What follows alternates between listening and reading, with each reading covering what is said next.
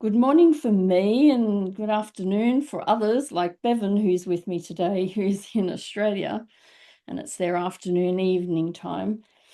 And I'm Wendy-Ann Smith, and I've been talking to a host of people on this ChangeMakers in conversation. And something that struck me recently about the ChangeMakers is it's not, everyone thinks in the professional space that ChangeMakers is about the impact we have in the professional world and the change that happens from that, and there's people leading and guiding that. And it's true, this is all important. But I think we also have the change maker within us and what we make and change in and of ourselves in life. And that's not to say that that necessarily will come out in Bevan's conversation, that will go where we go, but it's just something I've been thinking about more broadly about the change makers and thinking about the Champions of Courage Awards and what those awards mean, that often we're thinking outside of ourselves as opposed to the change maker that we change in ourselves, and how we show up professionally and then generally in life. So it's an interesting little reflection I've had recently, probably due to lots of time out due to the heat here in France. But today I'm going to be talking to Bevan, and I'm not going to say much about him. He has a lot to say, a long story, a very unique and interesting story, both for himself and for his family history as well. And he and I first met through another colleague, and he came and spoke at the CEF Coaching Ethics Forum 2025 conference, a conference that I don't know that we'll ever hold again. It was such big work and so unique in the professional space. I think it'd be difficult to replicate again, but it's possible. That's to say that I think all those voices are worthy to be in and across many conferences, and not be that we have to set one stage for them all to be. So today, Bevan, happy that you're here with me and looking forward to hearing and learning more about you than what I already know. And I want to ask you, really hand over to you to tell us who you are and, where your origins are and where you are now, who you are, where you are now professionally. Good morning, all that are not on my side of the country, but on Wendy's side, and good afternoon to all that are on this side of the hemisphere. So I'm just going to start in my cultural language. So Wangu, Wiru, Yuru, Nawagi, Mambra, Darnley Island, and Tanna Island. So I begin by naming who I am, my people, countries, and the islands to which I belong. My cultural identity grounds me and it connects me to those who came before me and establishes the cultural position from which I speak from and the professional position. Watamuli Mandagara, it means thank you, God. We have a close connection, or we're just connected to our spiritual ancestors and our spiritual stories. So, and in respect to other people's religions and beliefs, we say thank you, God, in culture. Watamuli Thalgari means thank you, everybody. So thank you for allowing me to come and speak. And Watamuli, Wiru, and Jangaru, Binda Yuandu, Thalgari Nia Waja, which means thank you for allowing me to come and speak. As is our traditional protocol, we acknowledge the sovereign custodians of the lands upon which we gather here today. So I'm in a place called Brisbane, in the capital city of Brisbane. So that's Turrbal and Yagara country, and pay my respects to its peoples and pay our deepest respects to elders past and present. I also recognise First Nations people from across the whole country and pay my respects to their elders as well and to First Nations peoples. And I also acknowledge specifically all of those other cultural families that have come from across the water and made Australia their place of sanctuary. And so we extend that gift to all those that have come here and made this place their home. So yes, so that's my formal introduction, and I currently sit as the First Nations lead within St. Vincent de Paul Society in Queensland. it just struck me. I'm going to ask you more about your professional life shortly, but it just struck me as I was hearing you speak in your Indigenous language. It reminded me of how much of that language kind of has filtered through in Australia today, but we don't realize that Australians are just so used to saying words like the city I come from is Wollongong. And that is not, I don't know if it's an Indigenous word, but it's certainly constructed as if it could be. And so for me to say Wollongong is very easy, it's very fast, it rolls off my tongue. But if I ask non-Australians to come and say Wollongong, they struggle. They might struggle because of the pace that I say it and the ease, of course, but I think it's a kind of construction and sounds that they're not used to. And I think and you could tell me if I'm wrong. I know that many places uh, have used in historically Indigenous type of words to name aspects of the country that we don't necessarily learn about, but it's becoming more known as they start to make signs to tell us this, etc. You got something to say there, Bevan?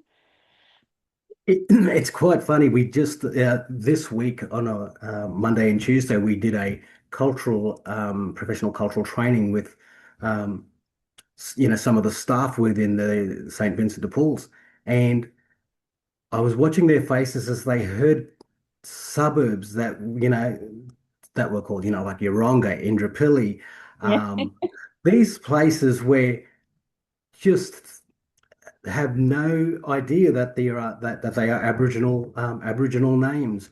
Yeah.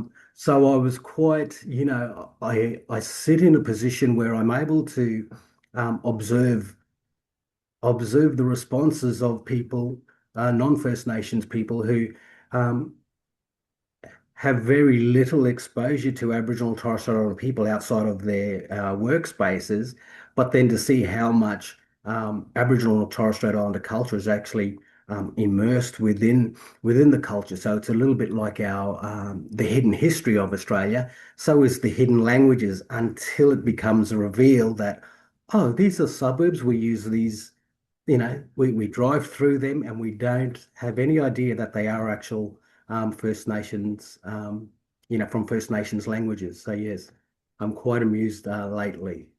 I mean, who would think to name a river the Murrumbidgee? I mean, where does that word come from? It's not in British language. It's just uniquely Australian, and no doubt has in First Nations origins of some kind.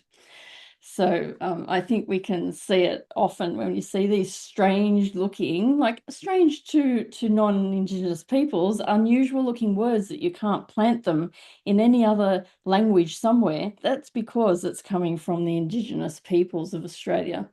And there are very many languages across the country. Absolutely. Yeah. So tell us, I actually think it's a shame that we're not explicitly learning the languages of the Indigenous peoples of the locations that we are schooled in. I understand it's very difficult to say, oh, we're going to teach everyone Chinese, we're going to teach everyone First Nations Australian. You can't do that because there's so many, but I think we can do it for the local area that we're in if we could find people that actually that are still there that know that language that could share that with everyone. It'd be a nice initiative for the country actually to be doing that across the education Yes. system. Yes, well, they're probably wanting to sort of dismantling some of the the perceptions that we may have, sort of embraced is that there are no people that speak language, and Aboriginal and Torres Strait Islander people are speaking languages every day, and I think it's the opportunity is there to learn languages. We just have to. I think sometimes there's a big mindset shift in our thinking that either we're thinking of it that it's a threat to, Mm. English, and I get people within the society and to rethink their narratives around what is a Western paradigm and what is a vehicle for a vehicle for knowledge. So I always say, English is the English language is a vehicle for knowledge. It Mhm. if you don't think of it as a through a cultural lens, then it just becomes a vehicle for transmission and communication. And I say that again in terms of the systems that we are in. If we traditionally and we still keep thinking about it in terms of it's a Western-based construct, and therefore it has uh, cultural loading on it, if you want to call it that, then we miss the point of all of these other people who come from other different cultures who are in this system and who are, um, making decisions that affect the whole of our society. So there's a part of it's a critical aspect of my work, which is to dismantle some of those narratives uh, that we have, because if we don't, then we sort of never move from the past into the future. Yeah, and I guess what I was thinking about when I mentioned that if there were anyone there that actually spoke that local language, it was because I know that there are so many Indigenous languages across Australia that I know that they're not all really in existence now. They're not all being used, and so there might be some places around the country where that has happened. But Mm. then I guess we just need to find the closest one where we have representation that could help educate us. I think it'd be a wonderful inclusion if anyone in the Australian Education Department happens to listen to this. There might be something for you to take away in this call. So, I mean, clearly you've been thinking a lot about who you are, and it's almost like it's a natural part of who you are to be thinking about, and also I guess your work, how all of this fits together, the Australia of today and where you come from, and how that all melds together and functions. And so if you could tell us some about your story. You've told us where you're from, but there's where you're from and where you are today, and there's the in between. So could you fill out some of your story of the in between, please? The in-between years. So probably if I actually start with the story of my um, a vice principal who was a lady, and she actually said to me, if you actually stopped being a bit of you know, um, a boisterous person in the classroom, you could actually become a lawyer. And that for me was a bit of a trigger. Um, because I was like, yeah, I have been sort of mucking around and being the class clown. I'll come out and say what she said. Being the class clown.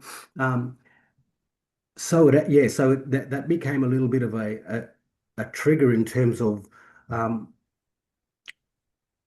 you actually have the intellectual capacity that, yes, while understood and being ingrained into me by my cultural families, um, to have that recognition from outside of those circles actually gave me a point of reference to be able to say, let's pivot and apply yourself to try and um, work this thing called education. So um, it brought me to I was the only Aboriginal Torres Strait Islander and South Sea Islander male who completed grade 12. And then I got an opportunity to come down to Brisbane as a 16-year-old kid and then um, do a 6-month pre-tertiary education course. So um, I decided that I would stay because it seemed like the only pathway that I had in front of me, because I was told by a job person from those job seeker organizations that you should go out and be a ringer out in the country. And I thought to myself, I'm the only one who's completed a grade 12 tertiary education score, as it was known back then. So um, I immediately knew that I wasn't going to go out there. So I thought I'll use this opportunity. And I stayed in the grind and I became a primary school and an early childhood teacher. And I did that for 3 years um, before a person came through to my teaching, or where I was teaching at the kindergarten, and said, um, "Hey, we need somebody to help design a early childhood program for Aboriginal and Torres Strait Islander people." But that's in Sydney. And so I went, "Oh, wow, okay." And again, it's those sort of looking at the opportunity and then going, let's just see where this train takes us. So um, I spent a good part of, it was only supposed to be Queensland based, oh, sorry, New South Wales based, but because I've had connections in Queensland and people started hearing about it from all over the country, they decided that they wanted to join. So all of a sudden we had a bit of gold in our hand that we knew we had to spread across the country. So we had people come from rural, remote, and regional Australia, and we got this opportunity to be. I had the opportunity to be able to design that program. Um, that in itself helped me realize what was inside the university systems, and that as systems of learning and teaching.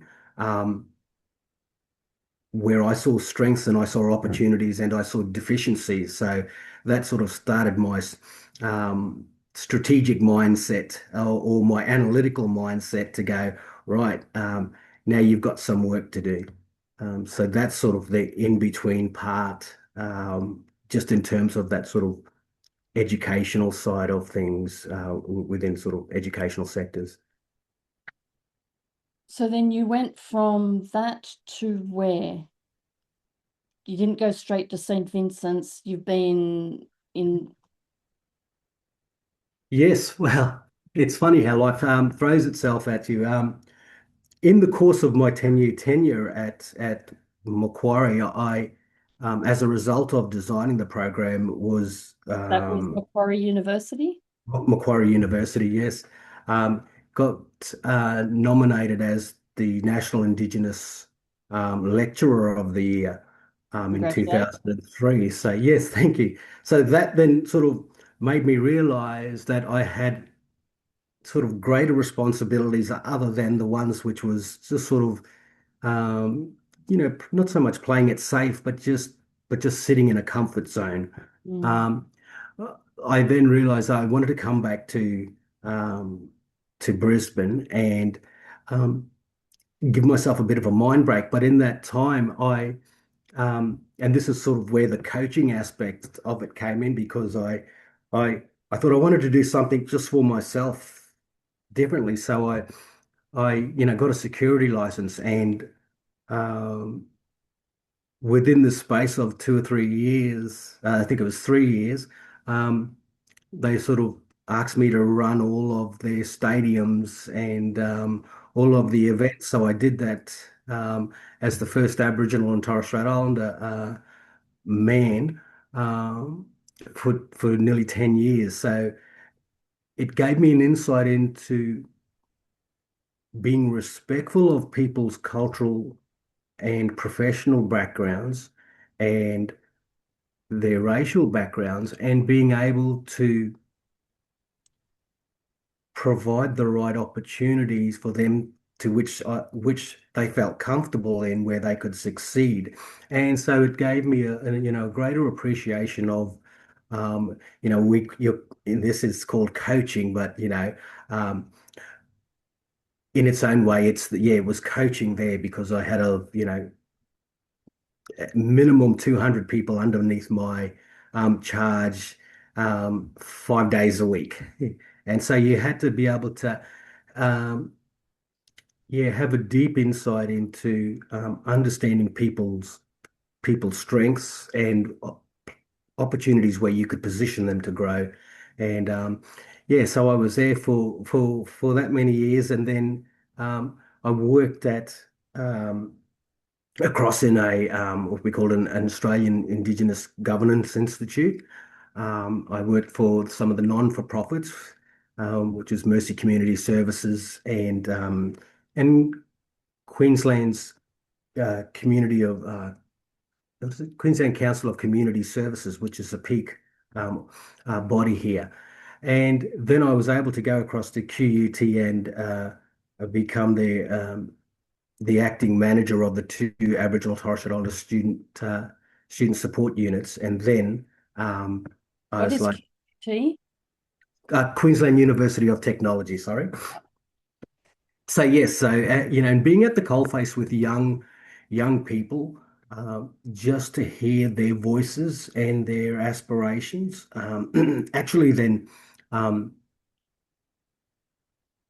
it gave me direction on how to design systems that would steer them into the future and for the future that they wanted. So, and then I moved across to St. Vincent de Paul's as their First Nations lead, and it's currently where I sit now. So, 10 months Mm. into the role. Yeah. So for more context, and you correct me if I'm wrong, Bevan, that when you say in part of your story about opening you up to exposure to other cultures and things, even though you were in Sydney at the time and you were an academic in Sydney and you were doing some leadership work in Brisbane, that you originated from a remote area of Queensland, which would not have had a large cross section of people from around the world like you would find in Sydney. Yes, absolutely. Predominantly, it's actually called Little Italy, which is a place called Ingham. Um, so yeah, we find that a lot of people try to escape Ingham and they go to the big cities. Um, but I think what it gave me was,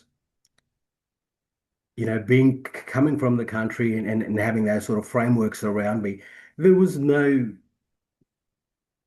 and listening to, even just family stories of from the generations before, um, you didn't have the luxury to fear change. Mm.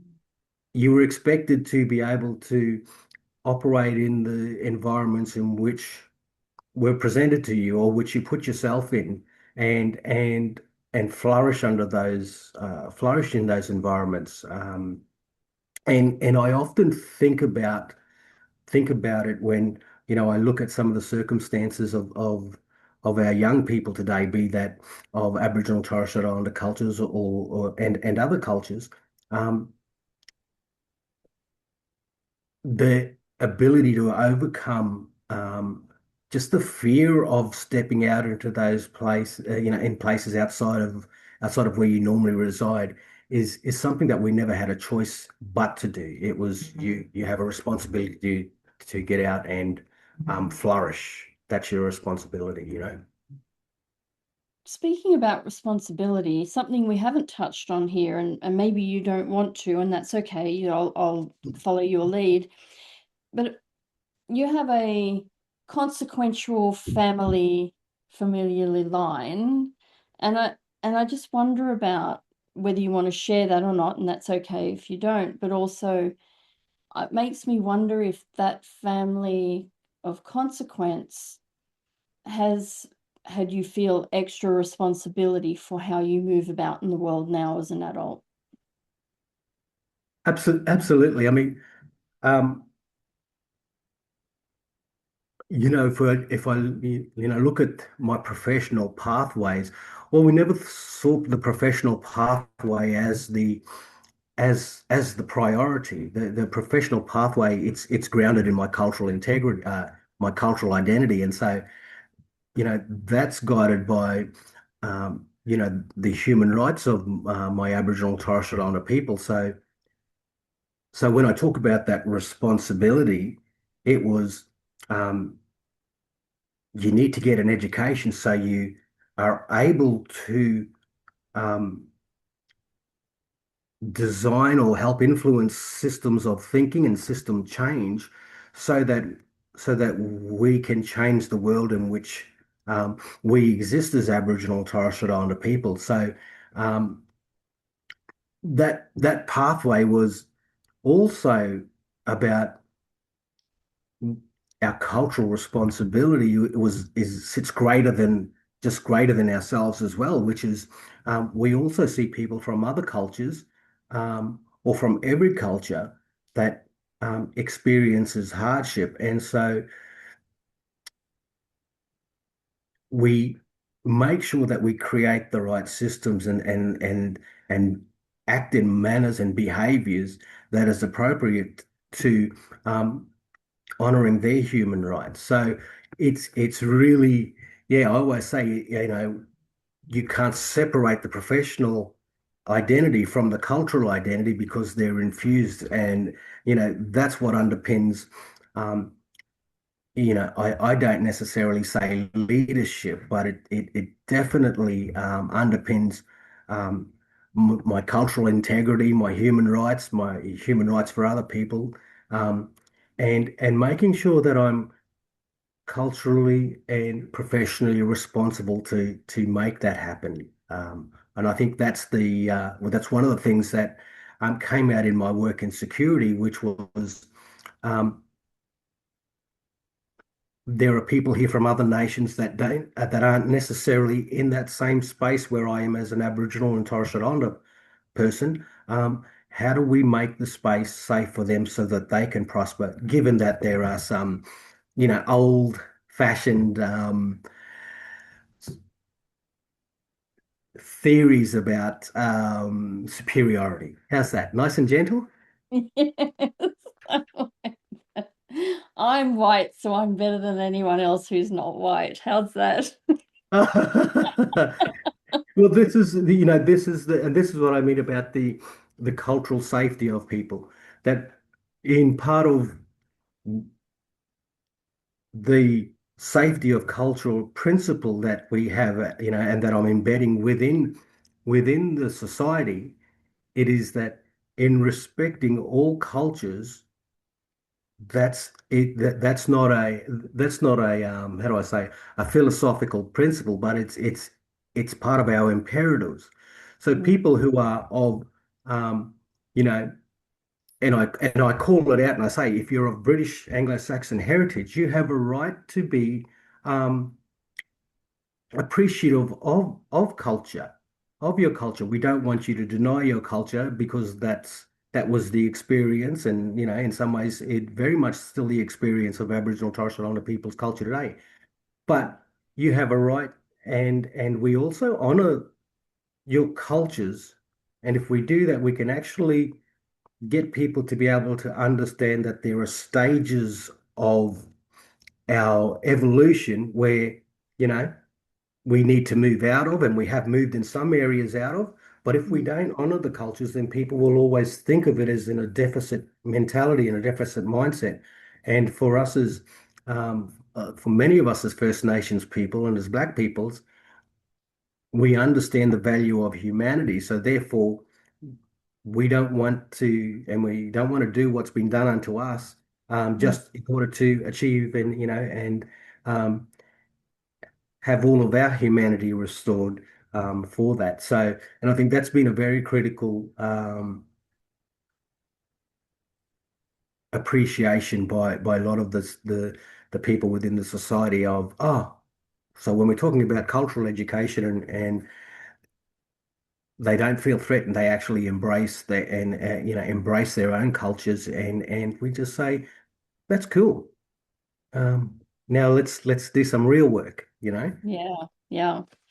And just for clarity, just in case, I just want to double check. So did you want to tell us where the consequential family line you have? Because I'm wondering if that little story or huge story actually has impacted you along the way. Are you meaning how big my families are? Is that what you're? No, I'm talking about Marbo. Oh, okay, that's the story. Okay, so um, my father actually, so this was before the Mabo decision, but I always announce my father, Kalamo Wakando. He was one of the first people to challenge the High Court of Australia's decision to annex the Torres Straits to Queensland and to Australia. Um, so what he was advocating was that the not only land rights but also the sea rights and the minerals underneath the water. Um, so it's funny, we spoke about this the other day that with the claim being dismissed and the sort of the political environment of that time Mm. where sovereignty for First Nations people was really being championed um, within that sort of self-determination framework. Um,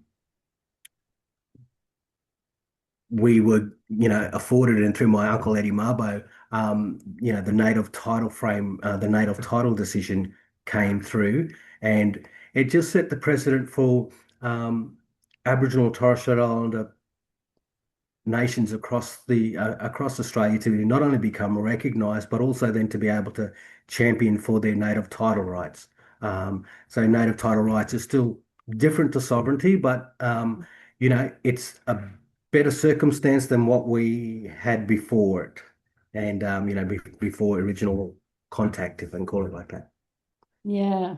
And I just, I mean, I don't have family of such consequence.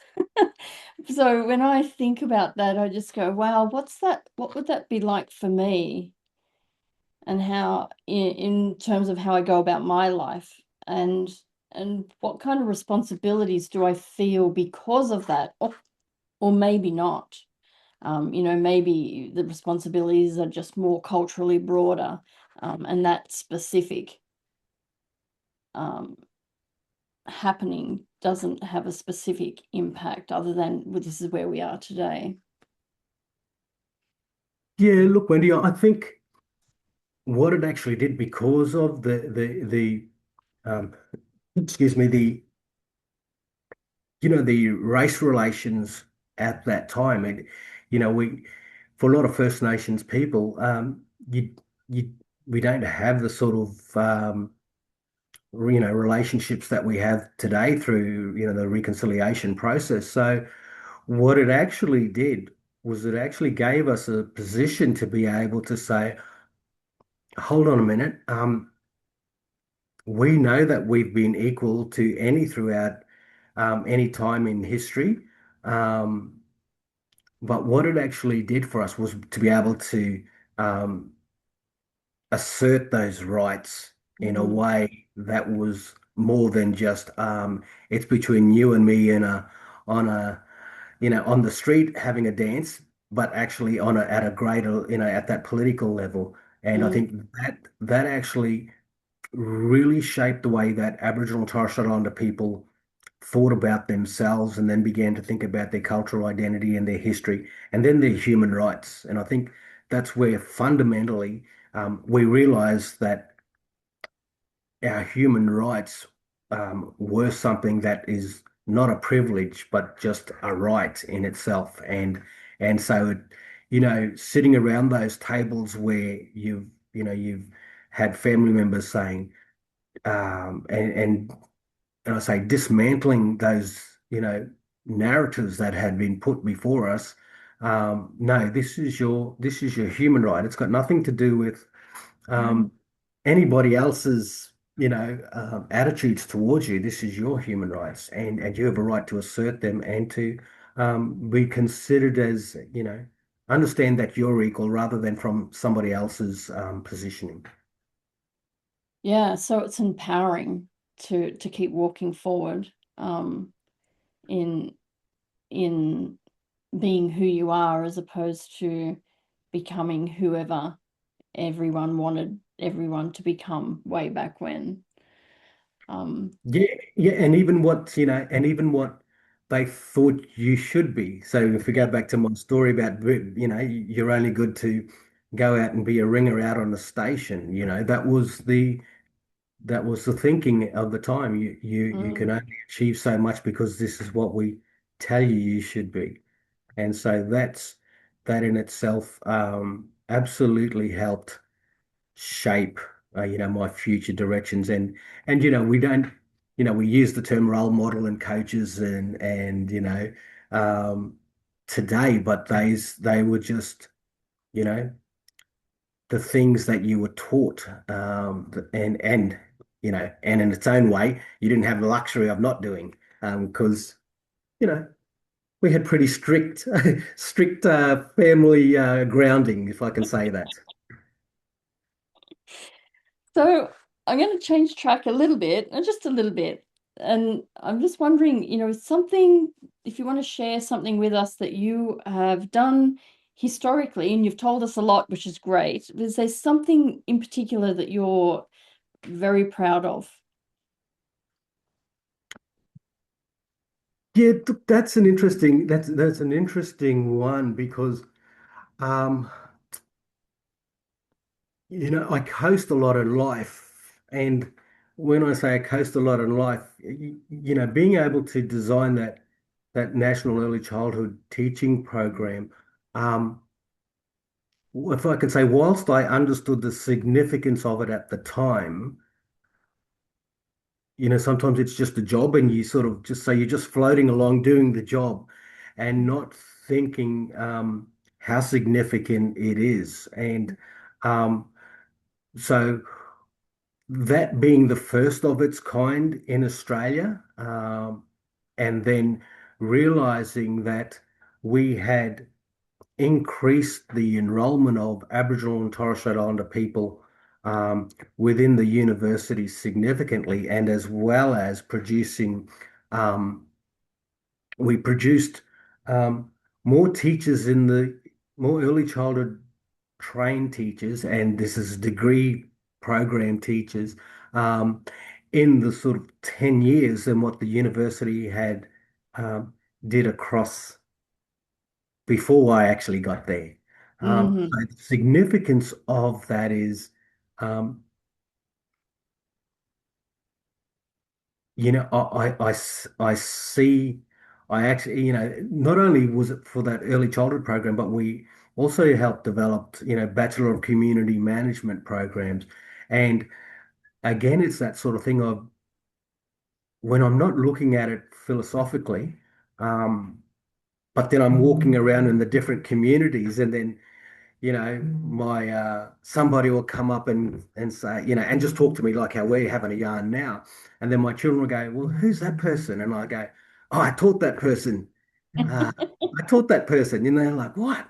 And yeah, oh yeah, I taught that person, Now it's 20 years ago. Back then I was, a little bit younger and only in the 20s when I first started teaching in academia. Um, so it's when I look at that and I'm traveling around, Queensland, New South Wales, and some of the spaces, and then people come up, or I'll mention a name, and then, you know, I'll go, where is such and such? Oh, yeah, they're doing well, Oh, yeah, I taught those people, I'll go out and visit them. So I think that what teaching in that, or having the opportunity um, to be able to be at the forefront and help design that program actually gave me a greater cultural insight across the country about where and how First Nations people lived in their own communities. So then um, it just helped continue to expand my sort of not only my cultural knowledge base, but then my intellectual capital knowledge base on, okay, I've got to design something because that's not one size fits all. I have to rethink this and I have to go back and um, champion this to the universities and I think that's when I look back and I think, well, that's a pretty good achievement. We still use the trophy as a doorstopper, but that's all right. As a door stopper. Oh, what a thing to use a trophy for. And- So, I can't believe you said that. That's hilarious. So, I want to move us on to decision making. So, you've made quite a few, like the rest of us, but I'm wondering about, I'm just going to skip on a little bit and ask you to share a challenge that you've had and and something about that story and about how ethics showed up for you in that story of challenge. Yeah,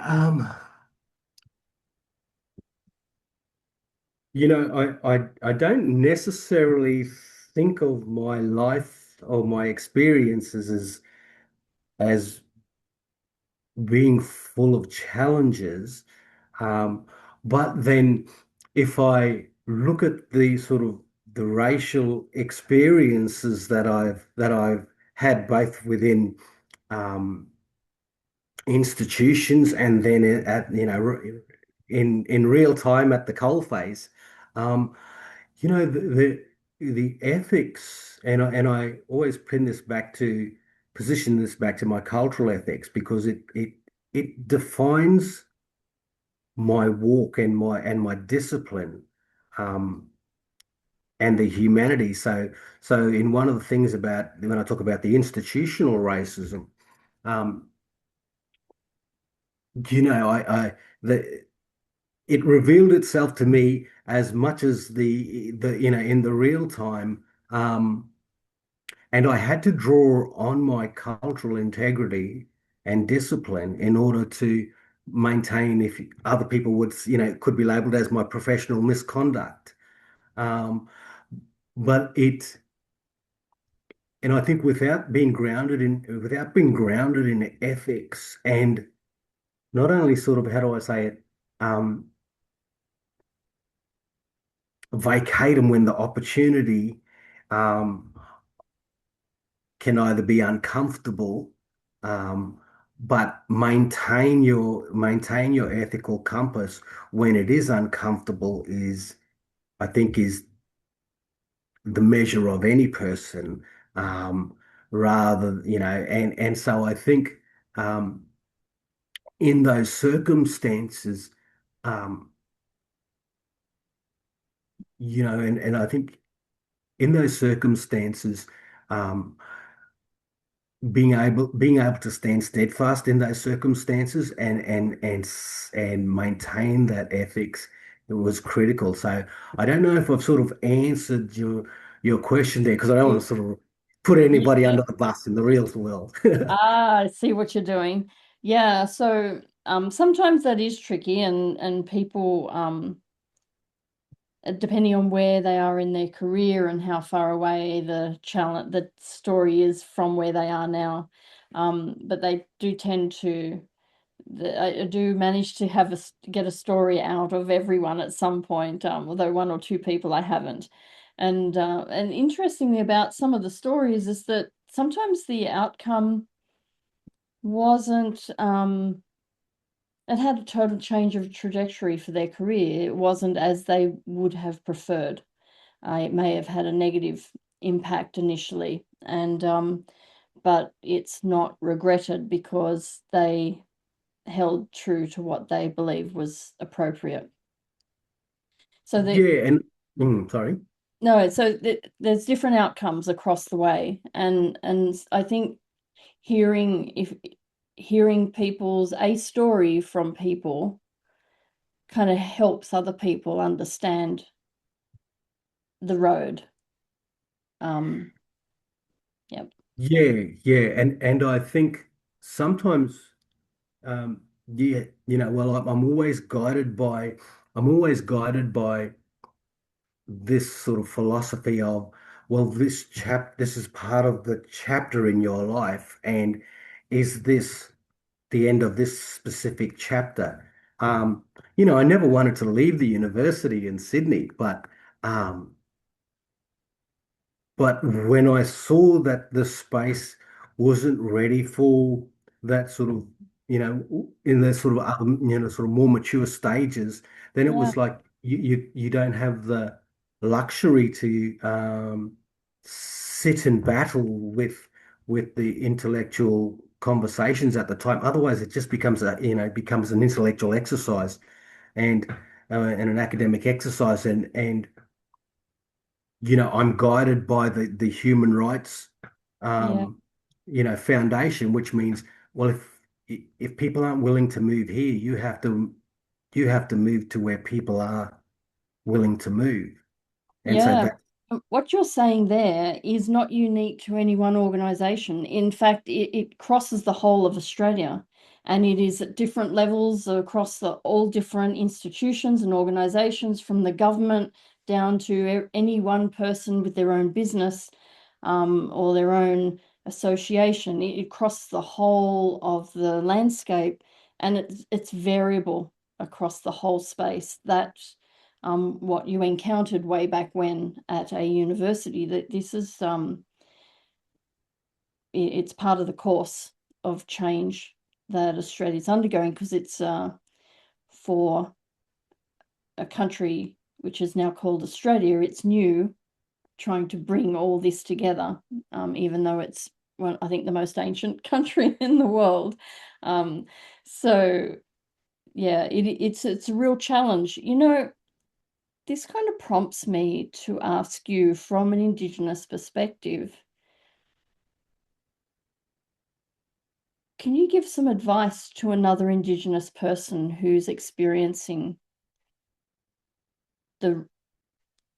this challenge in their life?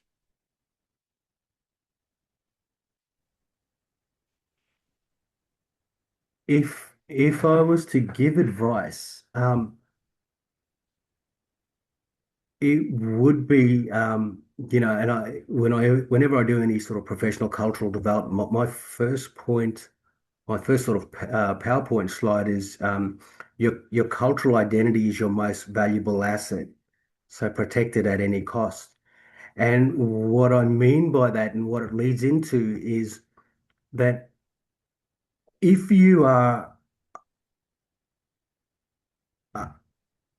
are comfortable in your identity and in your cultural identity, then and then you don't allow those negative um, conversations to come that way that start to shake your cultural identity. It actually leads to you having um, emotional well-being, because you're not trying to walk to another mindset or another willpower. Um, Mm, and we see that a lot with leaders in the Aboriginal Torres Strait Islander space, and in institutions where, as qualified as they have been and all of the professional accolades that they receive, um, when they're forced to sort of negotiate and compromise on what it is to be an Aboriginal Torres Strait Islander person, we see the damage that comes out. Um, so my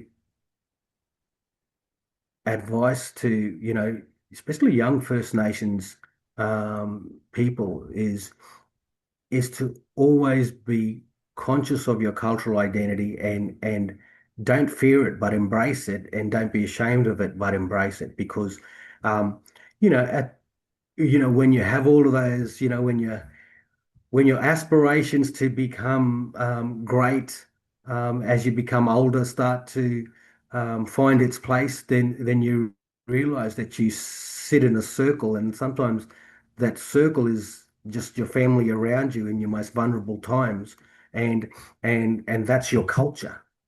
that's your strong. And so, yeah, so that's your, that's where the advice is to go: maintain your cultural identity, because that's where um, you will find it the most, be most strong in it, but you'll also find that when the going gets tough, that's what is called out when the going gets tough. And so therefore you don't have a position to negotiate from it, and you just have to stand in your cultural identity and your cultural power, and then the discipline of that and the respect for the human rights will actually, um, and we've seen it actually transform people who are, not wanting to, at that particular point in time, wanting to be, as we say, welcoming, but we've seen it transform so many attitudes when we do stand up and we demonstrate our cultural power. And if I can say it to like this, one of the things, what I mean by that is, it's ingrained into our DNA as Aboriginal and Torres Strait Islander people. So when we know the history of our peoples and we think about those first convicts that were first, that escaped and then, ran into the bush, that Aboriginal people actually took them in under their wings. So it's in our DNA and in our culture to welcome people in who are, um, we would say, have less advantage than what we have. And so there's power in that, and that's, we yet we're still sitting on our power. Many of us, Aboriginal and Torres Strait Islander people, are still sitting on our power and being comfortable. But it's when we actually step out into our leadership roles that we actually create safer spaces for everybody. And I'm just thinking, you weren't the only pretty vocal, annoyingly larrikin at school. I was also one of those in my high school years. And I had a lot of derogatory things said about me, one because of my gender. Some of what I said was nasty. Some of what I said was just not for the classroom, but extraordinarily funny, that even the teachers would eventually laugh. Some of it was bold. The encouragement for me was not there as it was for you. So kudos to your community for having put that in place for you to help change your trajectory early. And it makes me think about the fact that both you and I have had this larrikinism at school. And that tells me that there's something common between us, not that just we were larrikins, but the psychology perhaps of why we were larrikins. And that is common no matter who we are, perhaps.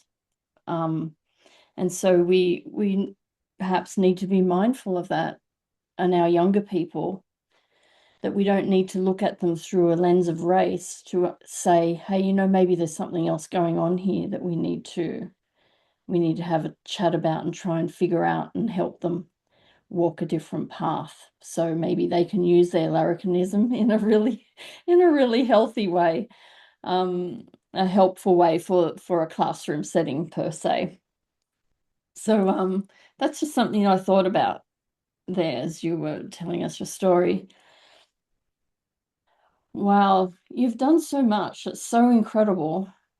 If you were to be at the end of your career and looking back, what would you like to think that your legacy would be? Um, Interestingly enough, my professional legacy comes secondary to my cultural legacy. Mm-hmm.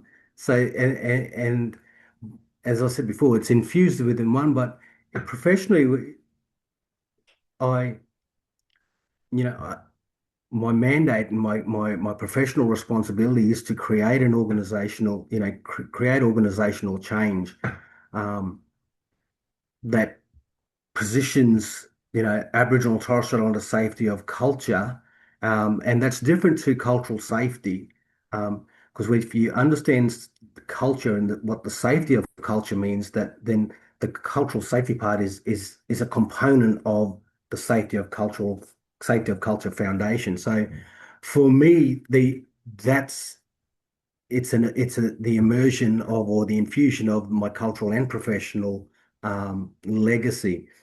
Um, Ultimately, within that professional legacy is the outcome that Aboriginal and Torres Strait Islander human rights are achieved and the totality of those rights are achieved within our lifetime.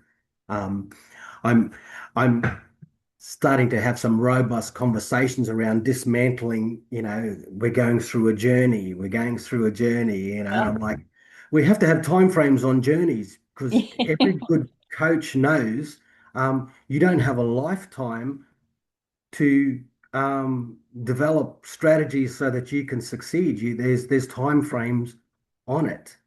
And Mm-hmm. sometimes we get into these aspirational and aspirational and how do we say it? Well-intentioned um, narratives that yes, we're going on a journey, but as I was saying the other day, that w- we don't have the luxury of time that it's going to happen, and we've seen monumental, significant ideological shifts in that um, eventuate in real time, and uh, we pivot to them because that's what human beings just do. So this is sort of one of the fundamental conversations that I'm having with some of the black leaders over here, which is um, we don't have the luxury of time to be all going on this journey. We actually have to have real outcomes and imperatives and non-negotiables, and they are for some uncomfortable conversations to have because we have these other external conversations that happen around us and forces and influences that um, don't necessarily have that same you know um, line of scope or want that to happen. Um, so and sort of we base that those conversations on the statistics that are happening within Aboriginal Torres Strait Islander communities, families, and uh, and so that's the ability to be able to say we've got to be uncomfortable, or as I say to First Nations people, you're already uncomfortable, um, and but if you're already uncomfortable, what are you going to do to become comfortable? And Mm-hmm. for non-First Nations people, I'm saying, are you comfortably comfortable? Are you comfortably uncomfortable? Are you um, comfortably numb? And what are you going to do about being uncomfortable or being comfortable? Yeah. Yeah, and that we have to move from that. And if I was listening to your last one of these sessions, and I grabbed your words because I thought that was very significant. Oh, And really? you And if I can read it out to Yeah. you again, and I hope I get it right. I'm going to read it from my phone because I typed it out in my phone while I was listening to you. And you said, sitting in the evolution of self to have the psychological flexibility to shift and change as is needed and warranted according to what we learn over time. Oh, that's pretty cool. Did I say that? That was awesome. And it's significant. It's such a powerful positioning, and I don't know if you actually recognized it at the time, but it's sort of, my way of saying it is, are you going to be comfortably uncomfortable or comfortably Yeah. numb, Yeah. comfortably uncomfortable? Um, Yeah. you know, and for me, that speaks to with all the knowledge that we've acquired collectively, um, are we still going to contain ourselves to those narratives and those traditions of the past, or are we actually going to really step out um, into the future or into the now and create the systems that we want to see for our future? So, I think for any coach, as coaches in our personal and our professional life, and even in our cultural identities, um, it's not separate. They're infused with one another. Um, and sometimes we would, some would say if we wanted to call it out, and and I don't necessarily like the term white privilege, but it's the space of do we have the luxury? Who has the privilege and the luxury to step out of the space in order to stay safe and then step back Yeah. into it when, when it's still safe, if I can say it like that. Yeah, no, I see the equivalence for everyone at the moment. Think about AI and what it's doing to all of us who dip our toes into it or jump in wholeheartedly. It's still, even if we're not dipping our toes in, we'll open up a program that we've been using for eons, and all of a sudden AI's in there doing stuff. And we either evolve to adapt and have this new way of being in society, or we don't. But in some ways, if we don't, then what are we being? All of us across the whole of history have had to evolve. We never used to have trains, and now we have trains. We never used to have electricity. Now we have electricity across the world, a lot of the places, like majority. Like there's just so much about humanity that just keeps growing and evolving and using its intellect in ways that on the whole is pretty good, even with some negative pots that are there. And so I think every culture has the right to hold its history and to hold its fundamentals while also allowing itself to walk into the future. Absolutely, absolutely. And I think I think I love the way you said it, that we are all allowed to walk into the future, and that's not that's with respect to the cultural constructs, but and and without respect to them, we have the right to walk into the future, in the fullness of our own cultural identities and also our power. So yeah, absolutely love that saying. So as we finish up here, it's an intriguing conversation. Is there any final words you'd like to leave us with? Yeah, I thought about it, and I think in terms of the coaching aspect of it, and I sort of just said it just before as as coaches and professionals. I think sometimes when we sort of separate our humanity from um, our cultural identity, and when we try and separate it from our professional identity, then we reduce coaching to what I'd say is a sort of technical exercise. Um, I think authentic leadership and courageous leadership, which is what we need, and courageous coaching, um, it actually begins by understanding who we are, where we come from, and how it shapes the way in which we think about ourselves, but it also shapes how we think about others, where they come from, and then what are we doing to design the necessary and strategic frameworks, imperatives that build upon their future opportunities, which ultimately becomes um, our future. So I think um, for me, I always have this saying, and St. Vincent de Paul Society. I think they are starting to they love this statement, but they also, I think, in their own go, oh, I wish he didn't say it because it checks us all the time. So it's, and I say attitude reflects leadership, leadership reflects attitude. Um, Mm.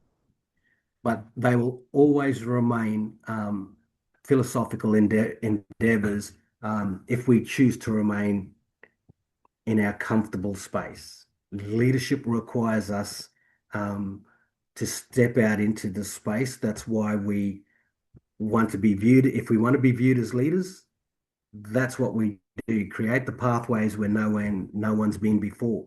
Um, it's exciting, and so yeah, that to me is my most sort of sits with me the most, which is attitude reflect leadership and leadership reflects attitude. Thank you so much for a brilliant chat. have a bit of a yarn, could have had a wine, could have had a coffee. I was having a coffee while I was yarning to you.